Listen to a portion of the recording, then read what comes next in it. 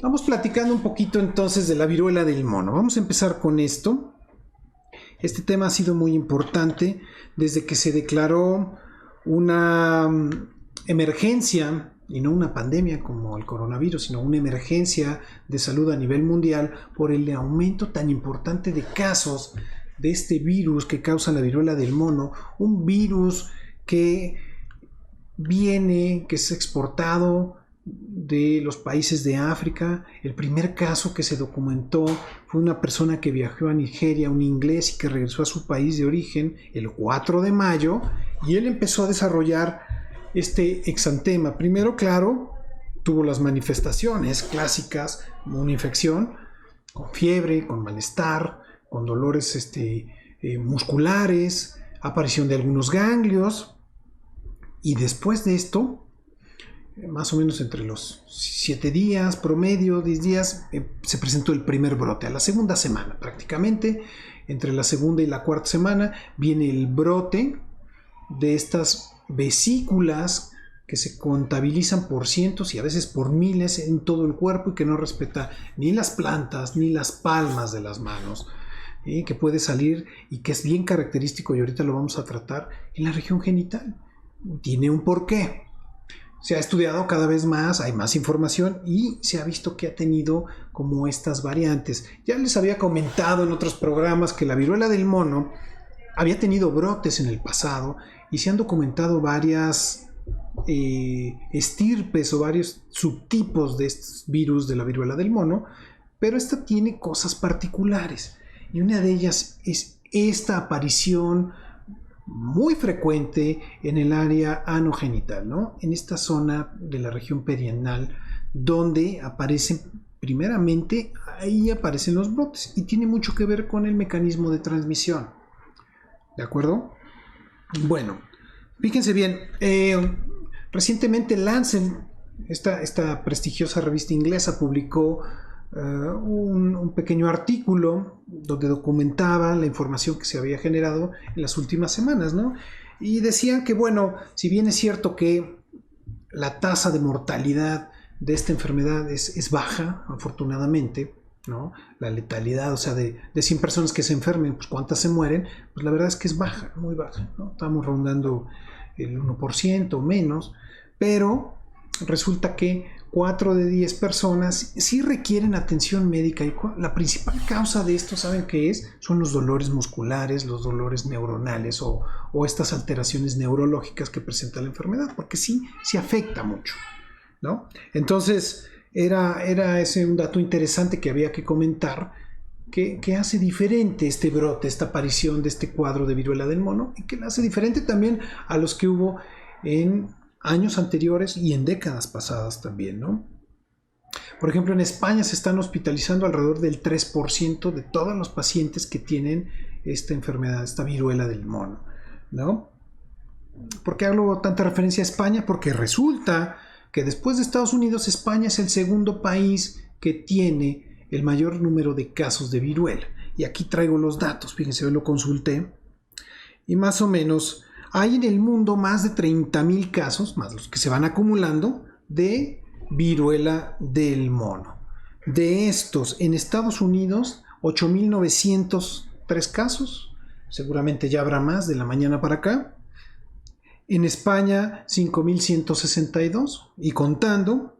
¿Y dónde está México? Bueno, pues México tiene 147 casos, ¿no? Esta sí es una cifra actualizada. El programa pasado les había dado una cifra no tan actualizada, pero ahora sí, 147 casos.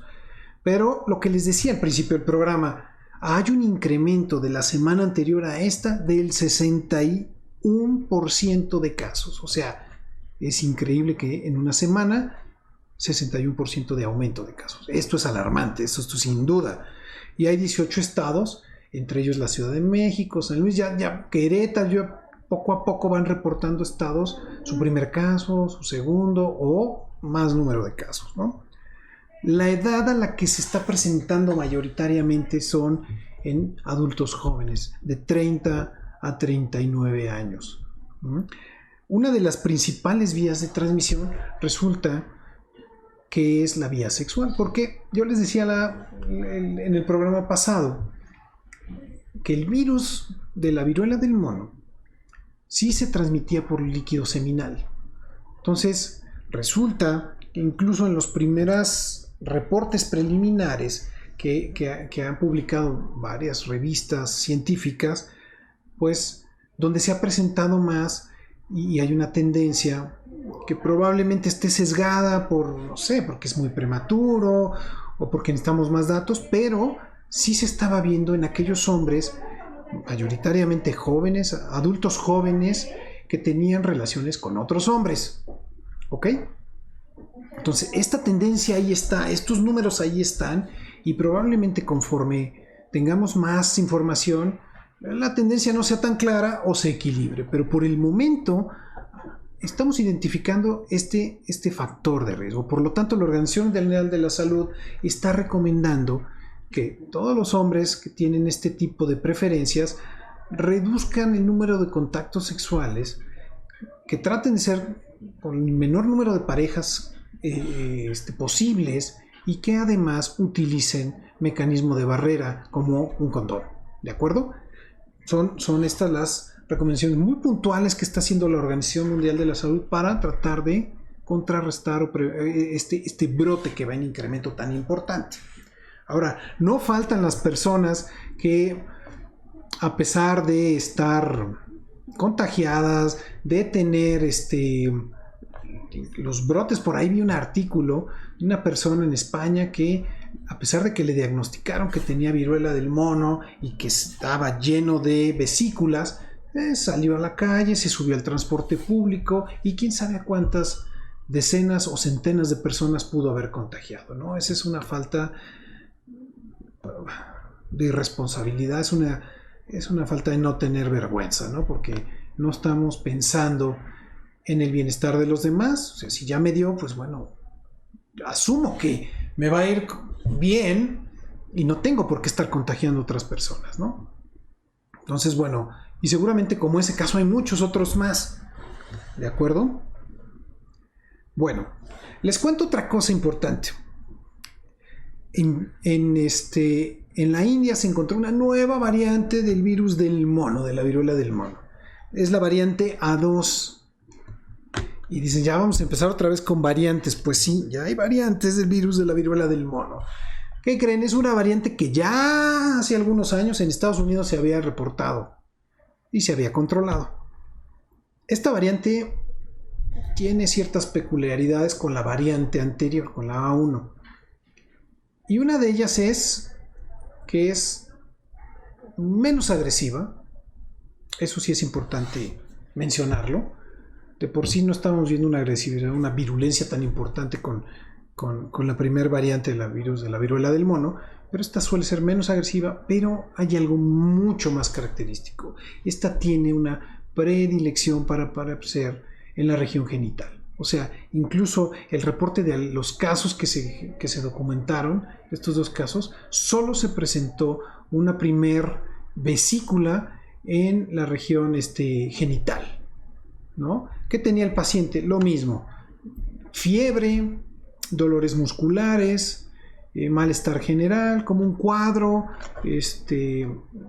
cansancio y el brote característico en la región genital, una vesícula de gran tamaño.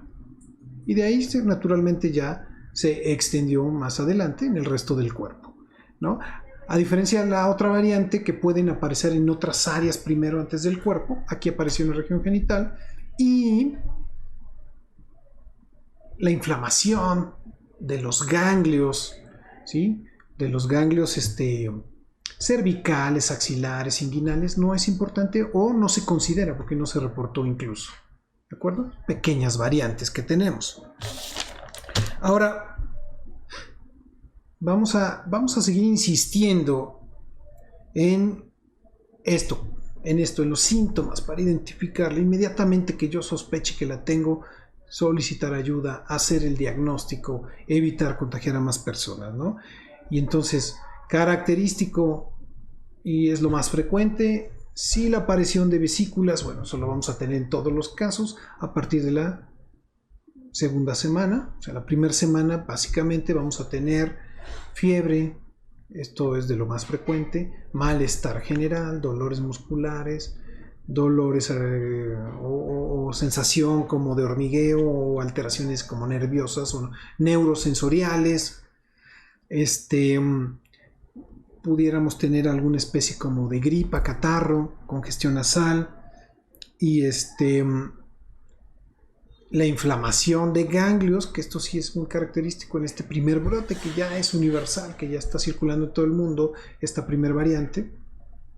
Y también, a pesar de que es la primera variante, también hay aparición de vesículas en el área genital o genitourinaria. ¿De acuerdo? Ahora, los mecanismos de transmisión. Esto es bien importante. Vamos nuevamente a los mecanismos de transmisión. Vamos a insistir hasta que nos los aprendamos. Mecanismos de transmisión. Si yo estoy en contacto con un paciente que tiene el virus de la viruela del mono, ¿cómo me contagio? Bueno, el mecanismo que no es el más efectivo, pero que sí hay que considerarlo y además que se parece y que es el mecanismo más eficiente por el cual el coronavirus se transmite a través de las secreciones o salivales o las gotitas de flujo o lo que expulsamos al hablar. Es un mecanismo de transmisión poco efectivo para el virus de la viruela del mono. El mecanismo más efectivo de lo que se ha visto para la transmisión en la viruela del mono es a través de contactos sexuales, ¿sí? Estas relaciones y el contacto con líquidos seminales, por ejemplo.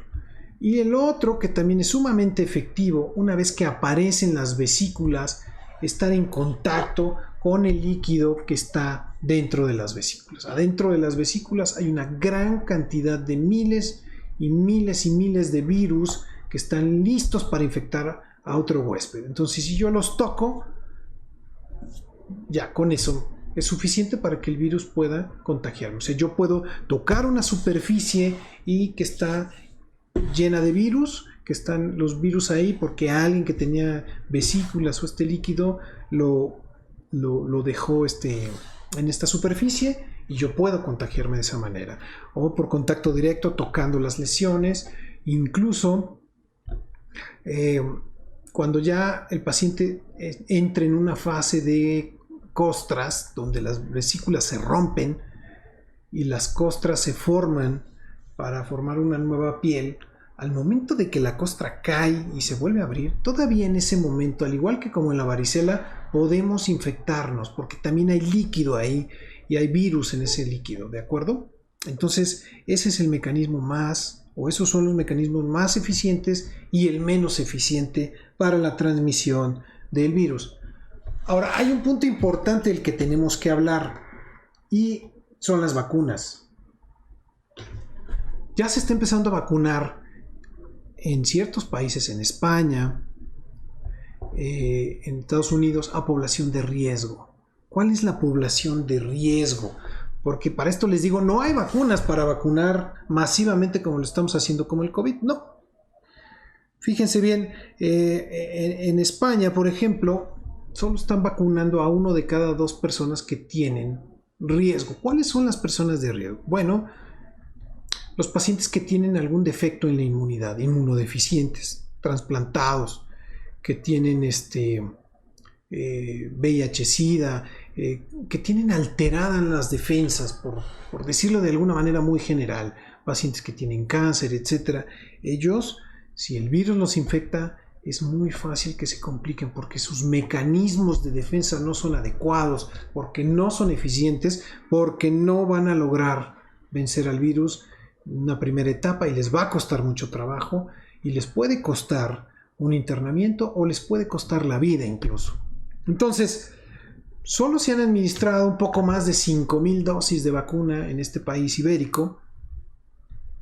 Y bueno, decían las notas periodísticas, oye, pues es que estamos vacunando solo al 50% de la población en riesgo, pero además, porque el esquema de vacunación son 2 dosis. Si yo tengo mi esquema completo de vacunación para el virus de la viruela del mono, tengo una protección del 85%. ¿85% de qué? Y esto es importante que lo mencionemos. No de que no desarrolle la enfermedad, sino que desarrolla las formas graves de la enfermedad, así como ya estamos familiarizados con el COVID. No porque yo tenga 2, 3 dosis de vacuna contra COVID, significa que voy a ser inmune y no me va a dar COVID. No, y lo vimos.